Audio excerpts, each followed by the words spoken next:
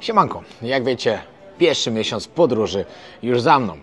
Co się wydarzyło w tej podróży? Zaraz Wam troszkę opowiem Wam o faktach, o których nie wiecie, o groźbach, które otrzymywałem, bo powiem Wam, że w jednym kraju nie jestem już mile widziany.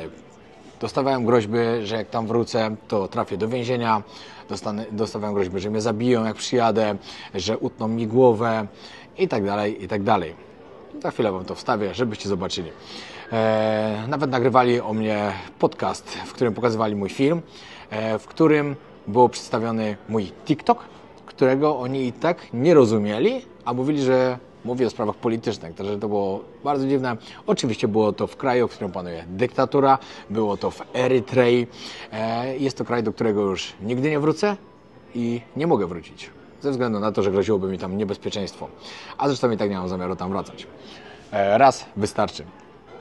Później poleciałem do Etiopii, gdzie też było naprawdę fajnie, dużo nieprzewidzianych sytuacji, dużo fajnych ludzi poznanych. Później była Mauretania, gdzie też się bardzo dużo wydarzyło. Była Tunezja i poleciałem do Stanów, czyli do Alaski. Także oglądajcie wszystko po kolei, co się wydarzyło. Pierwsze pytanko. Jak oceniasz Mołdawię i jak oceniasz Naddniestrze? Co Ci się tam najbardziej podobało? No to zdecydowanie Mołdawia była ok, ale nie zrobiła na mnie żadnego szału. Muszę przyznać, że zaskoczyła mnie stolica, ze względu na to, że było tam dużo lepiej niż sobie wyobrażałem. Mołdawia i Kiszyniow, dokładnie. Kiszyniow jest nazywany najbiedniejszą stolicą Europy. Jakoś super biednie wcale nie wyglądało. Spędziłem tam naprawdę bardzo fajny czas, pozwiedzałem trochę i jestem zadowolony. Co do Naddniestrza chciałem już dawno pojechać, chciałem zobaczyć, jak wygląda to, jak wygląda ten nieuznawany kraj, który tak naprawdę uważa się, że jest częścią Rosji, a nawet Rosja nie uznaje tego kraju. Myślę, że spędziłem też tam spoko czas, mógł być jeszcze lepszy, jeśli udałoby mi się odwiedzić ten sowiecki garaż, postrzelać z broni. Ale i tak myślę, że było całkiem spoko i mam nadzieję, że odcinki stamtąd też Wam się podobały. Co do samej Mołdawii, nie będę za dużo tutaj nagrywał w tym odcinku, bo był to tylko kraj, który chciałem odwiedzić ze względu na to, że był jednym z 3 krajów, których jeszcze nie widziałem w Europie. Teraz została mi tak naprawdę tylko Rosja i została mi Islandia. No i to był taki przystanek dla mnie, ale tak naprawdę największa przygoda rozpoczęła się właśnie w Etiopii, czyli w Addis Abeba, w stolicy Etiopii dokładnie, gdzie zaczęły się przygody, gdzie poszedłem oglądać taniec i pić kawę, dokładnie zobaczyć, jak wygląda rytuał parzenia kawy, a skończyło się troszkę inaczej. Czy czujesz zagrożenie życia, przebywając pośród innego plemienia? Nie, co do plemion to później troszkę więcej opowiem, ale skoro jesteśmy w Etiopii i co do zagrożenia życia, to mogę opowiedzieć Wam właśnie o sytuacji, która wydarzyła się w Addis Abeba, na samym początku tej podróży. Byłem na obiedzie i podbił do mnie człowiek, który wiedziałem, że tam chce sprzedać jakieś wycieczki albo coś za bardzo. Myślałem, że wiecie, nie będę wchodził w interakcję z nim, ale z drugiej strony sobie pomyślałem, że widzowie tego ode mnie oczekują, że chcą, żeby było więcej interakcji z lokalsami. Dlatego stwierdziłem, że dobra, przekonam się do tego jakoś i z nim pogadam. No i okazało się, że zaprasza mnie na rytuał parzenia kawy, co jest takim, wiecie, naprawdę, to jest naprawdę ważna rzecz w Etiopii. Dla nich kawa to świętość. I powiedział, że od razu mi pokaże rytualny taniec, jak dziewczyny tańczą, bo dzisiaj jest specjalny dzień, bo zbliża się Nowy Rok w Etiopii, czyli 11 września dokładnie jest Nowy Rok. Teraz jest 2017 rok tam. No i stwierdziłem, dobra, pójdę. Okazało się, że zaprowadził mnie do bałaganu, w którym po prostu było 10 dziewczyn. Jak po kolei te dziewczyny do mnie podchodziły tam rozmawiać, widziałem na ich czole pot, widziałem, że mają jakieś takie trochę oczy dziwne, także wiedziałem, że są na pewno pod wpływem czegoś. No i później zaczął się ten rytuał parzenia kawy i tak podejrzewałem, że coś może być nie tak, ze względu na to, że jak ta kawa była parzona, niby zmielone zostało wszystko w ciągu, wiecie, sekundy. Nagle przynieśli, zaczęli gotować tą kawę, podali mi ją i po zrobieniu 2 malutkich łyków, bo po prostu miałem już przeczucie, że coś jest nie tak, zaczęło mi się strasznie kręcić w głowie, zacząłem czuć się słaby i wiedziałem, że to jest moment, w którym po prostu muszę stamtąd uciekać. No i zerwałem się na nogi, zacząłem uciekać. Zaczęła się awantura na środku ulicy z gościem, który mnie tam zaprowadził.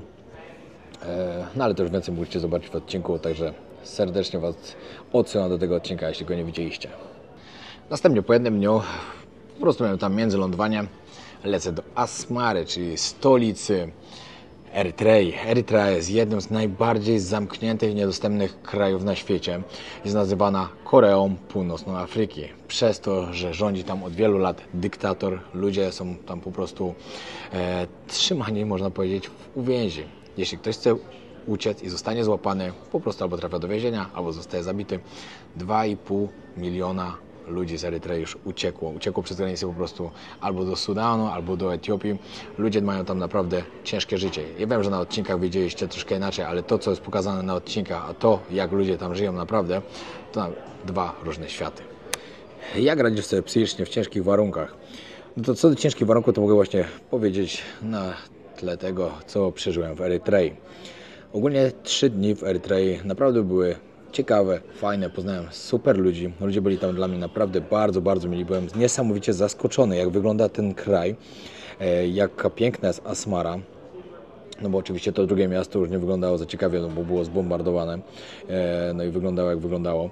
Przez 31 lat nic tam nie było robione w tym mieście. No i myślę, że nie będzie zrobione przez to, co tam się cały czas wyprawia. Ludzie zarabiają tam naprawdę bardzo małe pieniądze, bo dostałem jakieś $100 miesięcznie. Jest tam ciężkie życie. Każdy jest zmuszany do tego, żeby odbyć służbę wojskową, która trwa co najmniej 1,5 roku, a może trwać dużo dłużej. No ludzie tam nie mają łatwego życia i bardzo im współczuję. Co do zagrożenia, to wiecie co, no najbardziej obawiałem się tego, jak okazało się, że mój samolot nie przyleciał, że nie mam jak wylecieć stamtąd. Miałem nagrane 3 odcinki z tego kraju, w którym wiedziałem, że nie bardzo mogę w ogóle nagrywać, w którym groziło mi więzienie za to. Zresztą co później się okazało, jak już stamtąd wyjechałem, że miałem naprawdę dużo szczęścia. No i wtedy pojawiła się lekka nerwówka ze względu na to, że wiedziałem, że muszę szybko zorganizować inny samolot i stamtąd wylecieć. Udało mi się, poleciałem do Egiptu, z Egiptu poleciałem później do Addis, no ale przyznam, że stresu było naprawdę bardzo, bardzo dużo. Następnie po paru dniach zacząłem publikować TikToki. Dostałem groźby, które dały mi dużo do myślenia. Na początku były to groźby, że dlaczego w ogóle poruszam tematy polityczne, że trafię do więzienia tam, że mnie zabiją, że mi utną głowę, że już nie mam nigdy powrotu tam. I powiem Wam szczerze, że przed publikacją odcinków zastanowiłem się parę razy, czy publikować to, co mam nagrane, czy czasem nie zmienić trochę tych materiałów. Materiały były blokowane, musiałem poczekać, aż je zaakceptuje YouTube. Nie wiem dlaczego w sumie, no ale tak było. Ale parę razy w głowie pojawiła się taka nutka niepewności, czy na pewno dobrze robię i czy chcę tak ryzykować i publikować te materiały, w których tak naprawdę nie było nic takiego strasznego i powiedziałem tam w sumie samą prawdę, jaka jest, ponieważ dostałem później też dużo wiadomości od ludzi, którzy uciekli z Erytrei, którzy widzieli te odcinki i pisali, że bardzo fajnie, że mnie popierają, że to, co opublikowałem, to jest prawda, że tak się dzieje w ich kraju, że są bardzo smutni, że nigdy nie mogą do niego wrócić.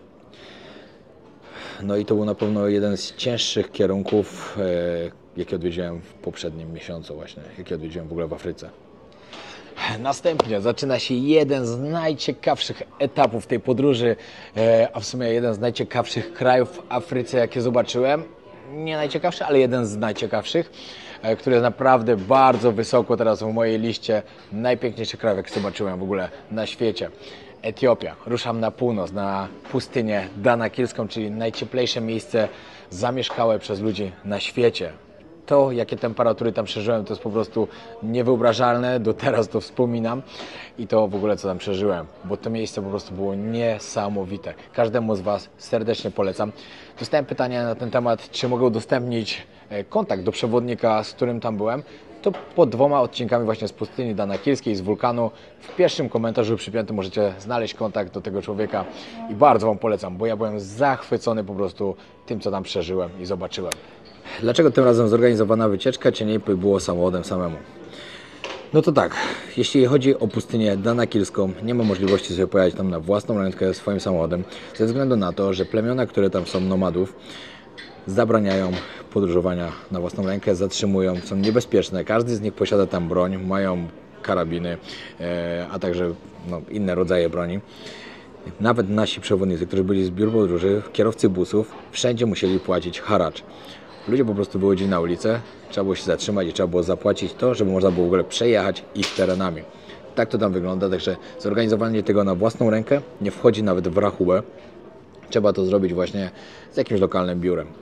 Dodatkowo, później jak pojechałem do plemion, jeśli próbowałbym zrobić to na własną rękę, może i by się udało zobaczyć cokolwiek, ale na pewno nie udałoby się zobaczyć tego, co ja zobaczyłem.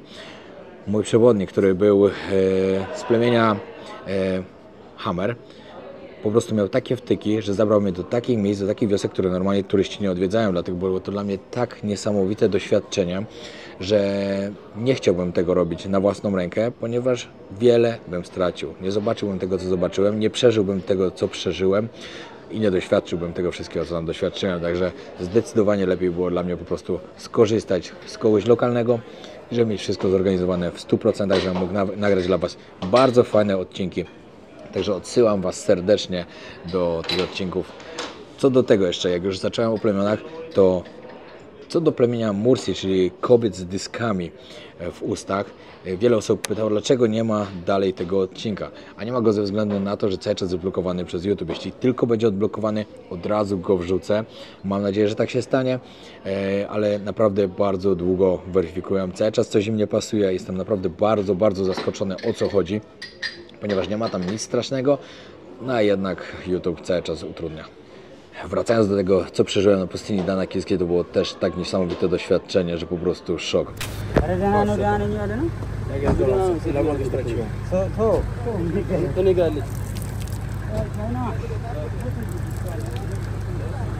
Masakra. Powiem Wam, że mój organizm już powoli zaczynał być wykończony. Przegrzany na maksa. Obcowanie z taką naturą, jakiej nigdy wcześniej nie widziałem nigdzie na świecie. Miejsce, gdzie po prostu byliśmy w tej depresji, gdzie było minus 120 metrów. Było okropnie gorąco, było około 50 stopni, była wszędzie siarka. Po prostu wyglądało to, jakbyśmy byli na innej planecie.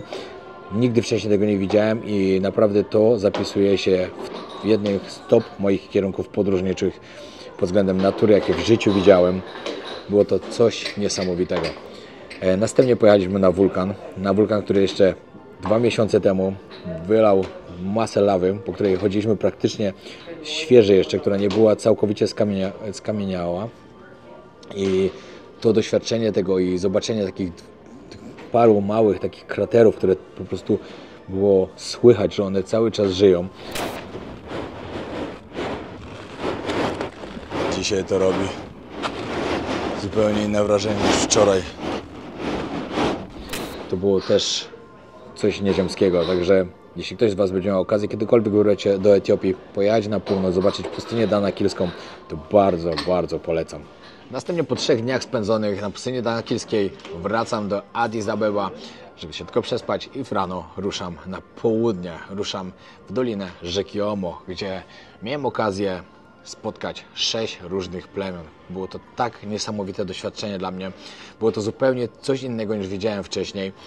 Nie można tego nawet w żadnym procencie porównać do tych plemion, w których byłem kiedykolwiek wcześniej w Afryce, ponieważ tutaj byłem w prawdziwych wioskach, w prawdziwym miejscu, gdzie żyją ci ludzie i mogłem zobaczyć, jak to naprawdę wygląda. Jak myślisz, w którym plemieniu, w którym byłeś, żyło się najlepiej mieszkańcom? To jest pytanie, na które się nie da odpowiedzieć tak naprawdę, ponieważ każde plemię żyje swoim życiem, ma inne standardy życia. Wiecie, w ostatnim plemieniu, które byłem, w plemieniu Karo, w stolicy praktycznie, znaczy w stolicy, tam w głównym mieście na południu, no to ludzie żyją normalnym życiem, wiecie, mają normalne domy, jeżdżą samochodami, mają telefony, wszystko.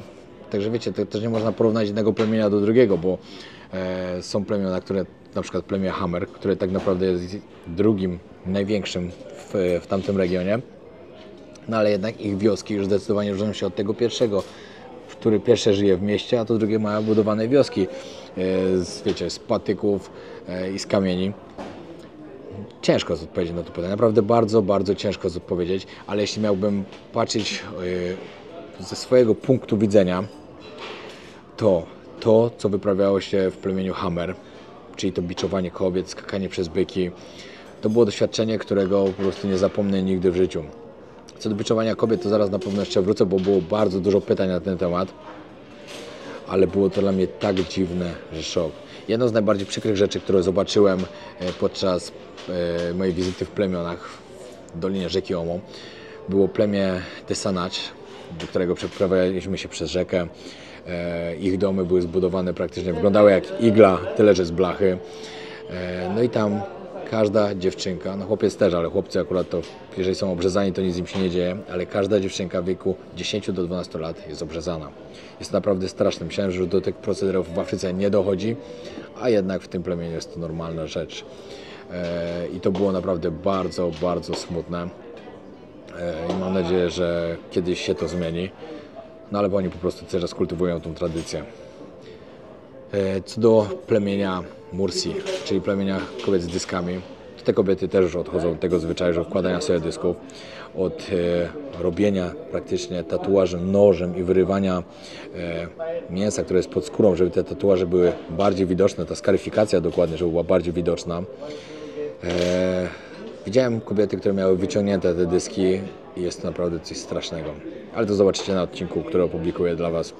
Mam nadzieję, że już niedługo. Czy wróciłbym tam jeszcze raz? Czy raz w życiu tylko wystarczy? Szczerze, do Etiopii na pewno jeszcze kiedyś wrócę. W Etiopii było tak niesamowicie, że chcę tam zabrać na pewno Ale, żeby zobaczyła sobie, jak to wygląda. Na pewno bym chciał jeszcze raz pojechać do plemion, też zobaczyć, co tam się może zmieniło po jakimś czasie. Zobaczyć pustynię danakilską jeszcze raz. No i w Etiopii są też piękne kościoły, które są uważane za 8. cud świata, których jeszcze nie widziałem i na pewno będę chciał kiedyś zobaczyć. Są to kościoły, które są w skałach robione. No i to jest taki punkt, do którego będę musiał jeszcze wrócić i zrobię to naprawdę z wielką przyjemnością. Czy każda kobieta musi być biczowana, czy to jest ich wybór? Co do biczowania kobiet, to powiem szczerze, byłem bardzo zaskoczony tym, co zobaczyłem właśnie w plemieniu Hamer. Miałem dużo szczęścia, że trafiłem na rytuał akurat, kiedy chłopak staje się mężczyzną. Te kobiety po prostu tego bardzo chciały. To nie było tak, że te kobiety były do tego zmuszane, tylko one mają tak wpojone już w głowie, że one chcą być po prostu biczowane, chcą być bite przez tych facetów. One nawzajem sobie wyrywały te patyki, żeby tylko facet mógł uderzyć ją tym patykiem. Kiedyś było tak, że kobiety parę razy używały jednego patyka do biczowania i wtedy łatwo przenosiły się choroby. Teraz zostało to zakazane, że tylko jeden patyk może być użyty do jednego uderzenia i później ten patyk ma być wyrzucony, a to ze względu na to, że kobietom po prostu przecinają się te plecy. Te patyki są po prostu tak ostre i tak są cienkie, że one przecinają skórę. Tym kobietom robią się blizny na plecach, te plecy krwawią i one nie wyglądały na takie, które by nie chciały, bo one naprawdę bardzo, bardzo tego chciały. I zaczyna się to już w bardzo młodym wieku, ze względu na to, że nawet młodzi chłopcy biczowali młode dziewczynki tam. Tylko było to oczywiście bardzo lekko, żeby po prostu utrzymać ten rytuał, ale jednak dzieje się to już od najmłodszych lat.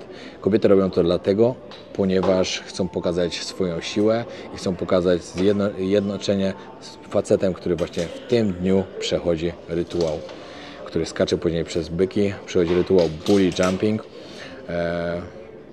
Było to naprawdę bardzo dziwne, że to on staje się mężczyzną, a jednak kobieta jest bita i musi udowadniać swoją siłę, a on po prostu bez gaci przeskakuje przez parę byków, biegnie w sumie po tych bykach i to jest jego święto. Później wszyscy w wiosce 3 dni imprezują.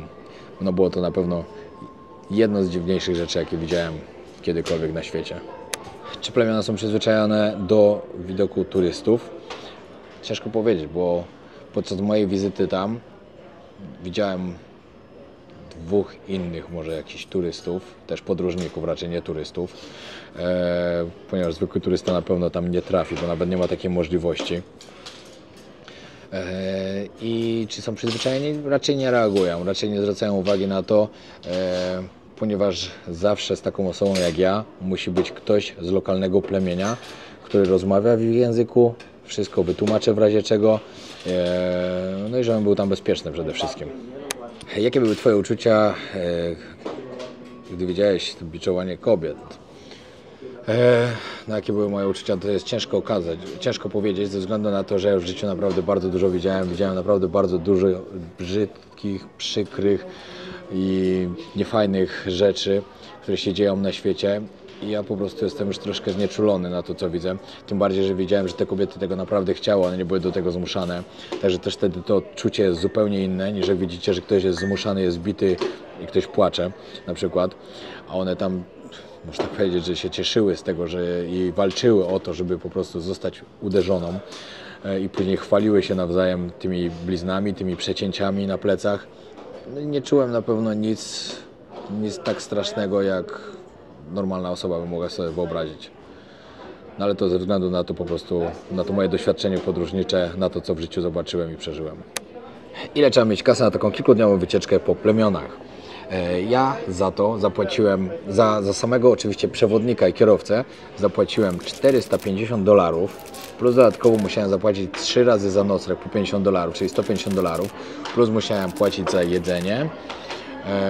I dodatkowo na sam koniec dałem oczywiście i przewodnikowi, i kierowcy bonus za to, gdzie mnie zabrali, co mi pokazali i jak naprawdę się starali, żeby te filmy były fajne, ciekawe i żeby pokazać prawdziwe życie w tych plemionach.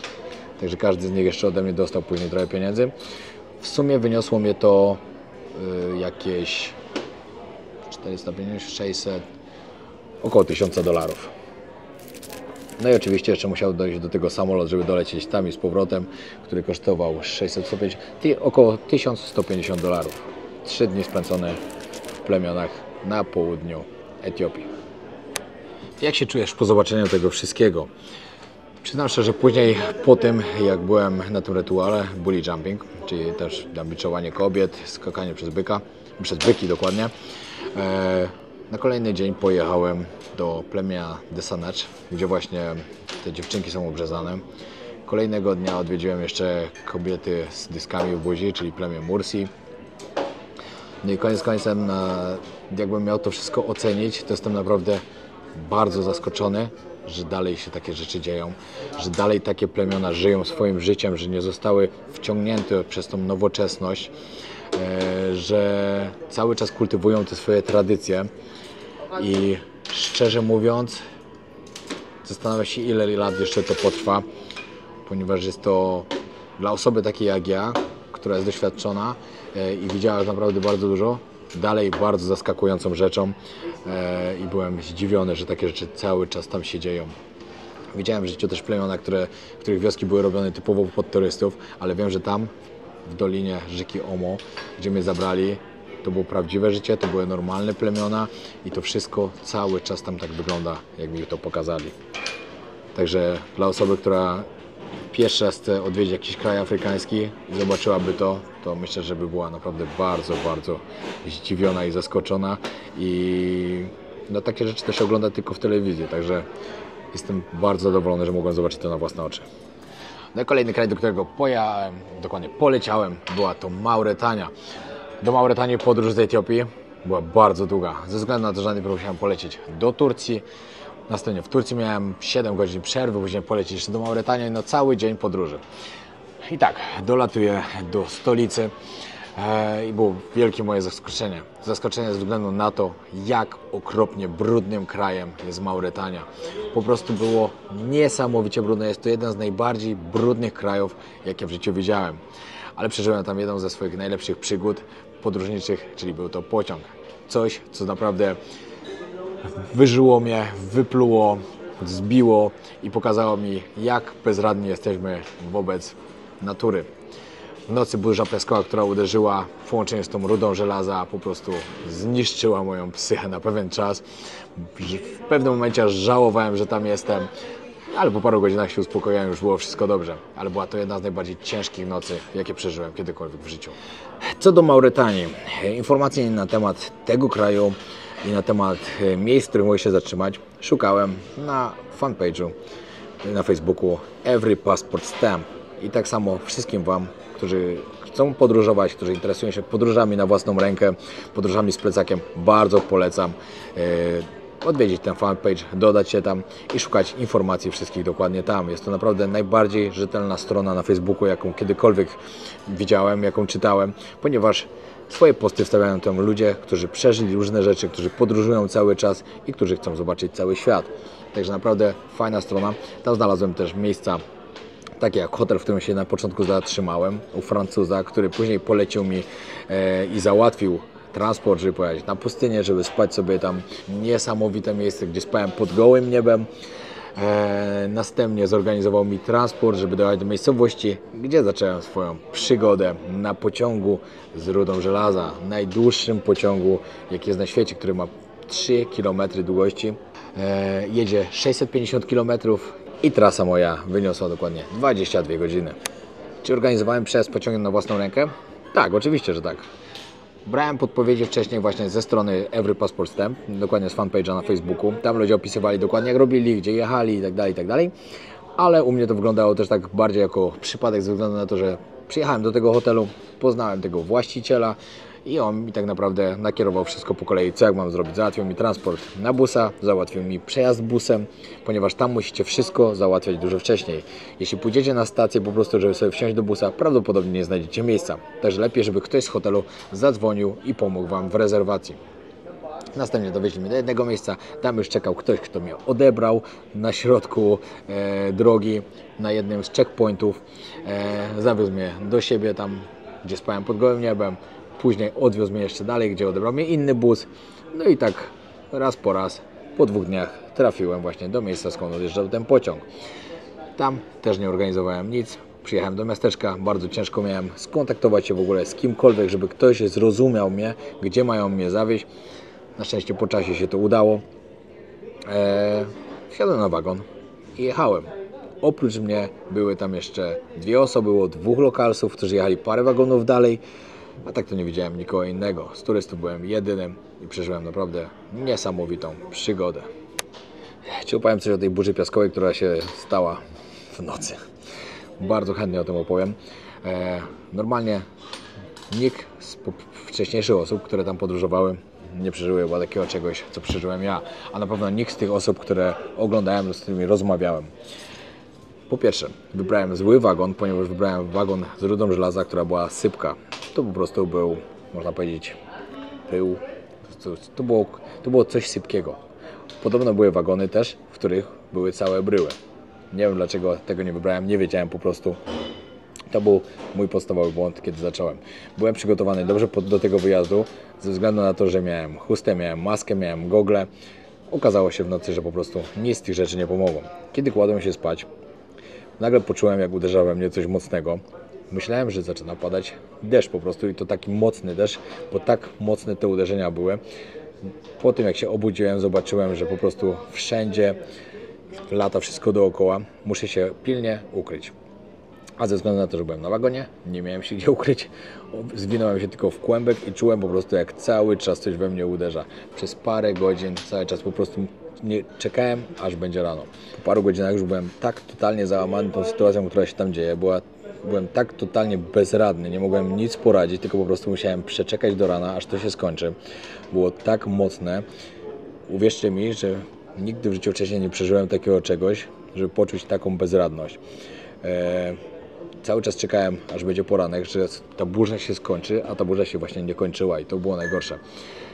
Co jakiś czas musiałem po prostu wstawać, wsypywać z siebie tą rudę żelaza, ten piasek, wysypywać ze spodni, z majtek, z koszulki, z chusty, którą miałem, okulary, maska, chusta, nic totalnie mi nie dały. Wszędzie miałem tą rudę żelaza. Rano, jak się to wszystko skończyło, zaczęło wychodzić słońce, zacząłem się czyścić, zrobiło się już troszkę lepiej, no ale i tak później czekało mnie kolejne parę godzin podróży. Koniec końcem, jak dotarłem do hotelu, jak zobaczyli, jak wyglądam, pomyśleli, że jestem pewnie bezdomny.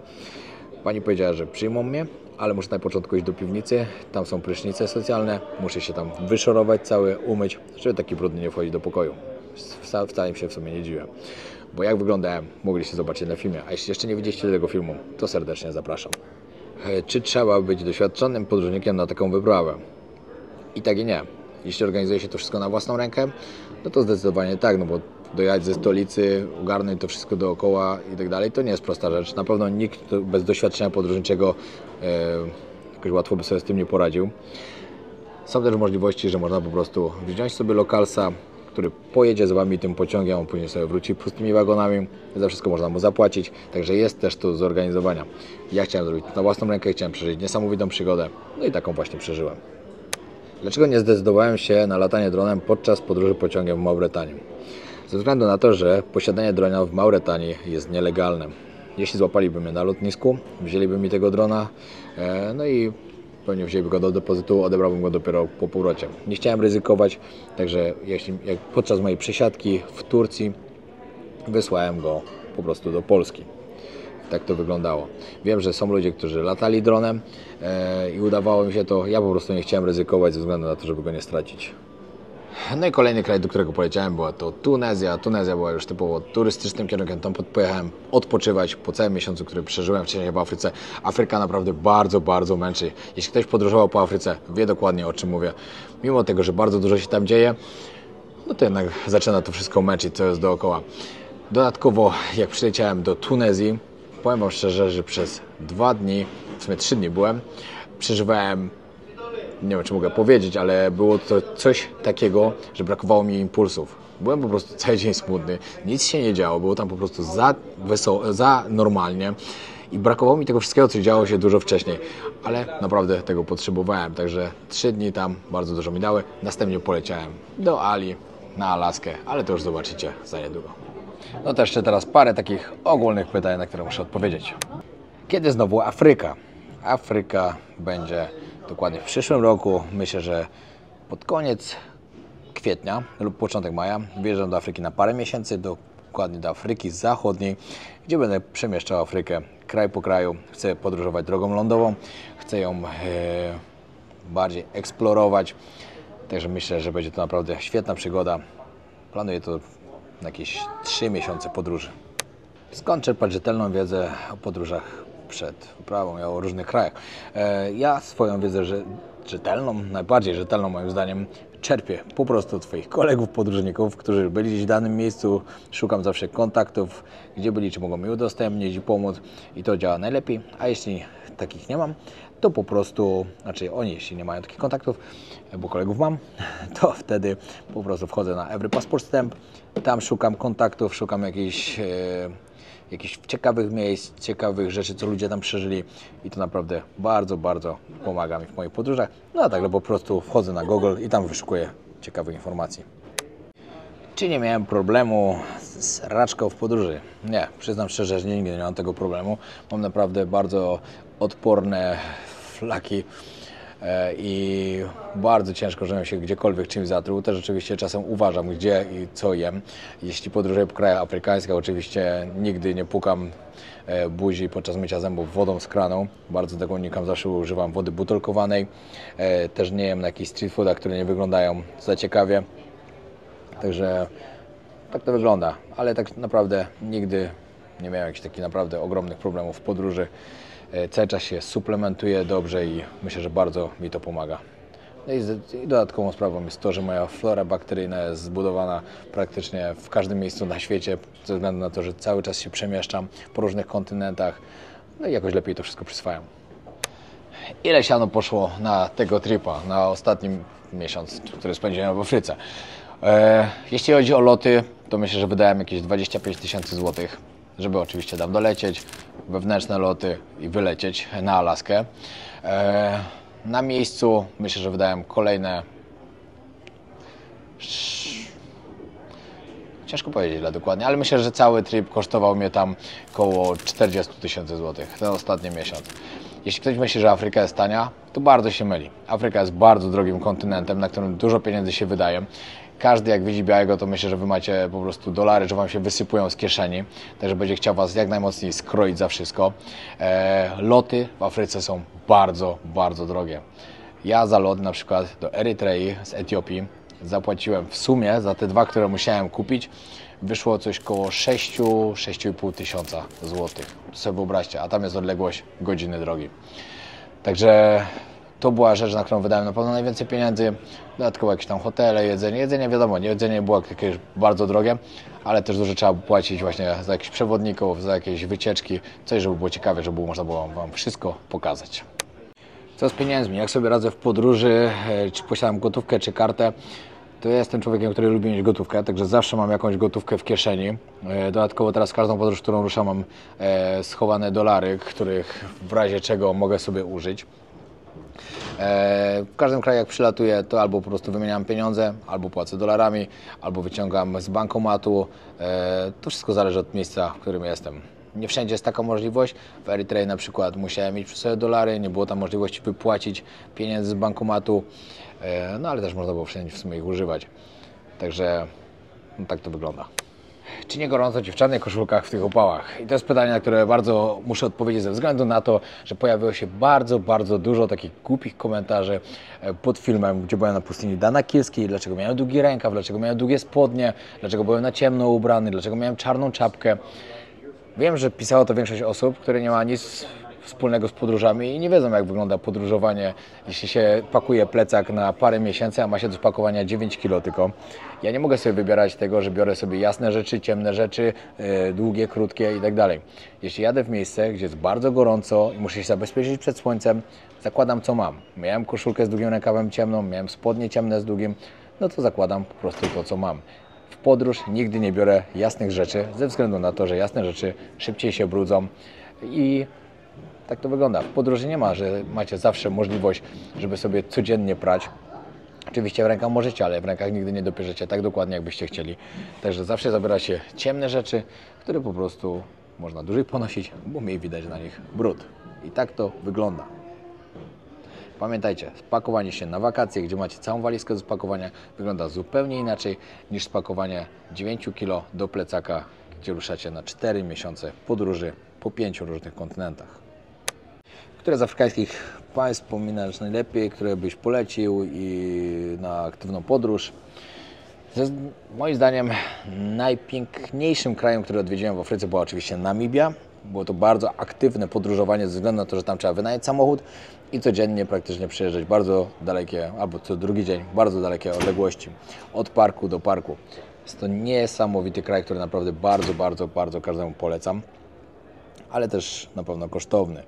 Z innych na pewno też fajnie było w Kenii. Kenia była świetna, fajnie było w Tanzanii, fajny jest Egipt oczywiście. Jest dużo fajnych krajów w Afryce, które można fajnie zwiedzić, ale dla mnie na pewno numerem 1 była właśnie Namibia.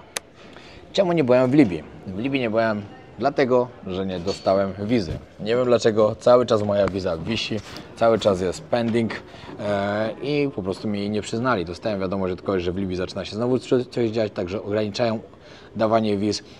Będę próbował oczywiście w przyszłym roku znowu ją otrzymać podczas mojej podróży po Afryce Zachodniej. Będę starał się w ogóle zacząć właśnie od Libii.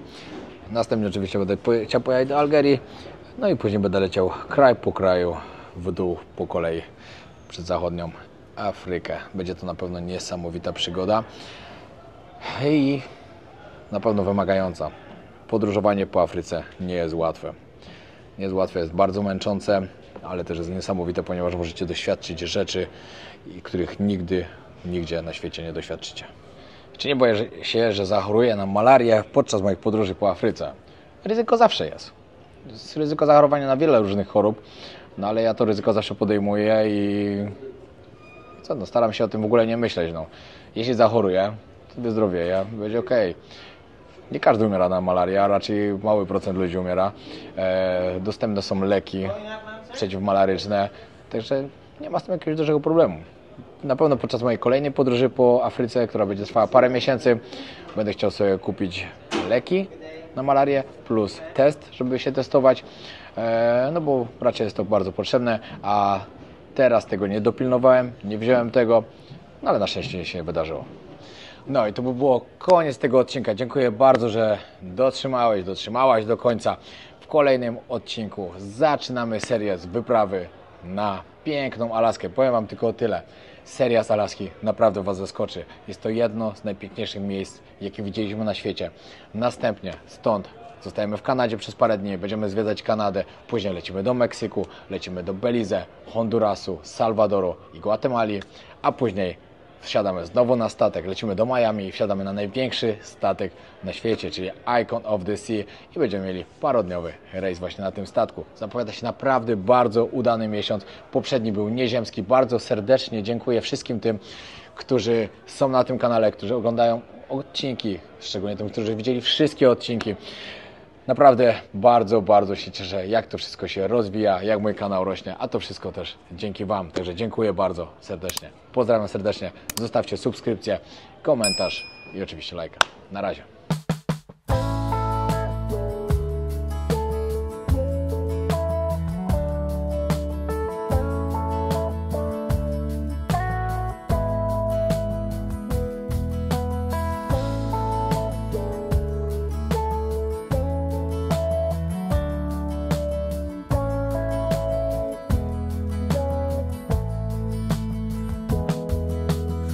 Life comes in